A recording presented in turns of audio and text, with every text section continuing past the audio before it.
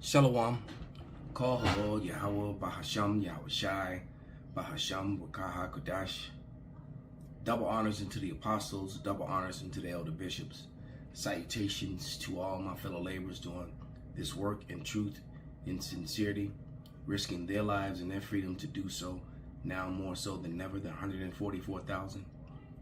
And the scattered elect that are scattered around the four corners of the earth, that be like unto the speckled bird, the Israelite foreigners among the heathen nations that look like those heathen nations. This is not a black thing.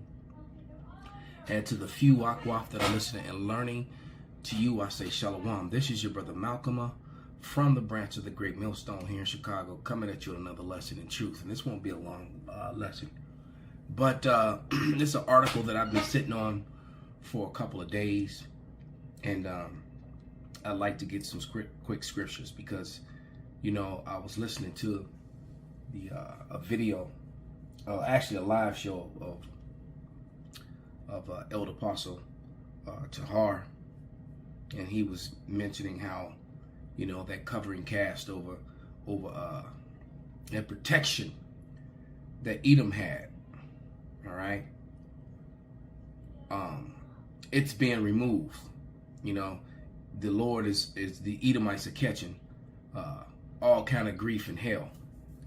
You know, he said he would put the curses upon our enemies, and they're you know, they're losing their wealth, their health, you know, their hope, things that I pray that the Lord take from them. All right, their jobs, their way of life, their businesses is all starting to happen to them. Living paycheck to paycheck, they're becoming the working poor. All right, when they were once the very comfortable middle class. But this is Deuteronomy 30:7, and it reads, "The Lord and Yahweh thy power will put all these curses upon thy enemies and upon them that hate thee, which persecute thee." So these Edomites, you know, has persecuted us. And it's funny how they complain about the Venezuelans and, you know, the other refugees and this, that, and the other, and, you know, and they're taking this and they're taking that, and they fail to acknowledge that everything that they have, they've gotten through rape, rob, and murder. That their forefathers did the same thing that the Venezuelans are doing today. Flip side of that coin, though, is that the Venezuelans are indigenous to the Americas. So-called white people were not. All right? And they did the same thing all over the Americas. So it wasn't just, you know, the same thing, because the best parts of Venezuela is controlled by, guess who? So-called white people. The people in South America, they don't have control over their countries. And when you go to their countries, when you get to the top, to the government, it's white people sitting in office over those brown people. Or if it's not a so-called white person, it's some puppet that they set up that does their bidding. They're not ruling in favor of the people of the land. And just like in Africa, you know, South America is full of wealth, and the wealth that flows out of that country, it doesn't really benefit the people who live there. You know, Africa is full of wealth, but collectively they're not, you know, wealthy. But Edomites are wealthy because of them. I think China ran over there and locked everything down, you know, to do business, because the Chinese, you know, sought to entreat them better, that they may set themselves up. All right. But, you know, I don't want to change the subject. But let me grab this scripture too. Because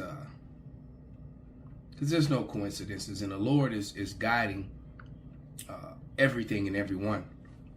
And he's setting up that's Psalms. I want Proverbs.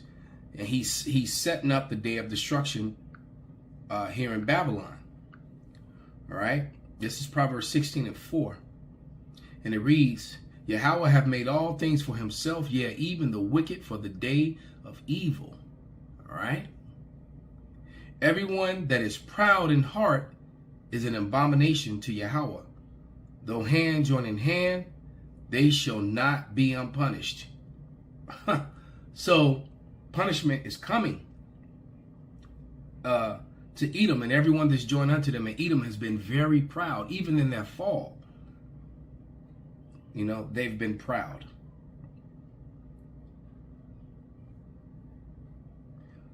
So I want to read these messages, and I have an article that you know on the screen.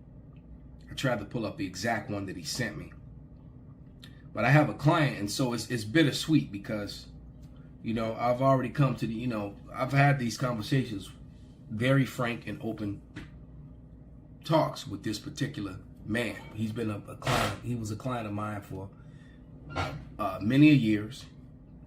And I watched him go from millionaire, lose everything to a spiteful woman, become a broke working class dude, and then became a millionaire again. And now he's losing it all again. All right. And he's got a wife that's, you know, quite substantially younger than him, that he's worried that she's going to start banging other men because, you know, he's so physically jacked up. And he really can't give her, you know, the physical attention that she desires. She's an attractive, you know, Elamite woman, very brown Elamite woman with, you know, some great big old girls. She's an attractive girl, all right? And, you know, and now he's a father because, you know, he's like, damn, how do I become a father when most guys are becoming grandfathers? Because, you know, this guy's damn near 60 years old. He's just, you know, a couple years shy of 60. And he's got a wife that's, you know, just like 35. And our 2.5, almost 3-year-old now. So, nevertheless, you know, he's so physically messed up. He can't work out anymore. So that was yet another client that I lost because he can't really train. All right, so I can't make money training him. But, you know, he still likes to talk to me, and, you know, we talk to, he knows all about, you know, the tribes and the people, and, you know, and he would even call me to get scriptures so he can go back and forth with his sister, because his sister's some, you know, the J freak. We won't say that word, that earth pig name. All right. So he just loves to, you know, to get under his sister's skin. But nevertheless, the Lord is really jacking this dude up. All right. And I remember hearing him say, you know, I did everything I thought I was supposed to do. You know, I went to an Ivy League college. You know, I finished school. You know, I worked hard. I did all these things. You know, why is all this happening? Why is this happening to me? And then I said, well, you know, remember that thing about the curses? Yeah. So this is now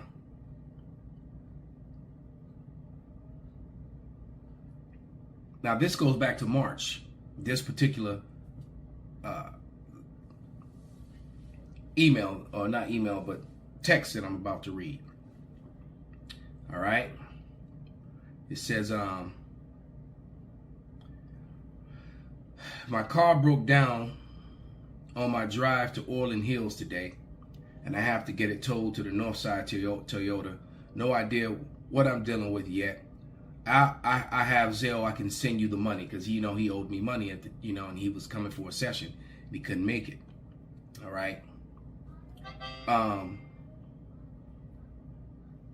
So that was that was March 18th.